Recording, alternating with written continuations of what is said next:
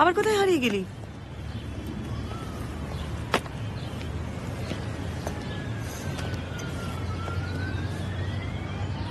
দারুণ।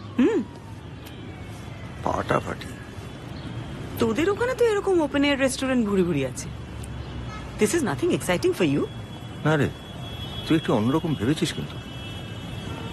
শোন না, পুরোটা ঢেকে দিবি না একটু একটু খোলা রাখবি তো? না না, কিছু কিছু জায়গা তো খোলা থাকবে। কেউ কেউ তো ডিরেক্ট সানলাইটেও বসতে চাইতে পারে। And if you want you can dance in the rain. শোন, আমাদের ওখানে এপিক স্কাই বলে একটা রুফটপ লাউঞ্জ বার আছে। এই যে তোর নানান সেগমেন্ট আছে, সাজানোর অনেক আইডিয়া পেয়ে যাবে। চলে। ওকে, চলে আসছি নেক্সট ইয়ার। আমার তো 2018 অব্দি ইউএস ভিসা করা আছে। ও গ্রেট। শোন, ডেটটা ফিক্স করার আগে জানাবি কিন্তু। সে তো জানাবো, তখন যদি বলিস না কাজে ব্যস্ত, মাথা ভাঙবো তোর। হ্যাঁ আচ্ছা ভাঙিস। আর বলিস না, 1 মাস ধরে নিয়ে ফেলে রেখে দিয়েছি। আগে সবকিছু প্ল্যান করব, তারপর শুরু করব। তোর এই নতুন কিছু নিয়ে হুট করে নেমে পড়াটা আমার দারুণ লাগে। That's the best option in life. একটা নতুন কিছু ভাবো, তারপর ঝাঁপিয়ে পড়ো।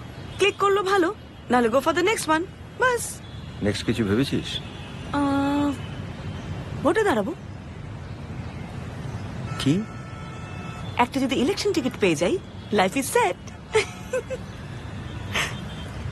এটা যদি পাবলিক প্লেস না হতো না, আমার হাতটা সারাত করে তোর পায়ের কাছে চলে যেত।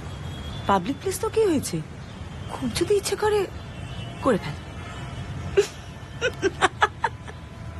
বুঝেছি, সময় হচ্ছে, এবার পালাতে হবে। হেই, যাবার তো কথা ছিল না? ছিল, তুই জানিস সেটা। এই শোন, ময়ূরাক্ষীকে কে খুঁজছে বলতো? তোর বাবা না তুই? সত্যি করে বল।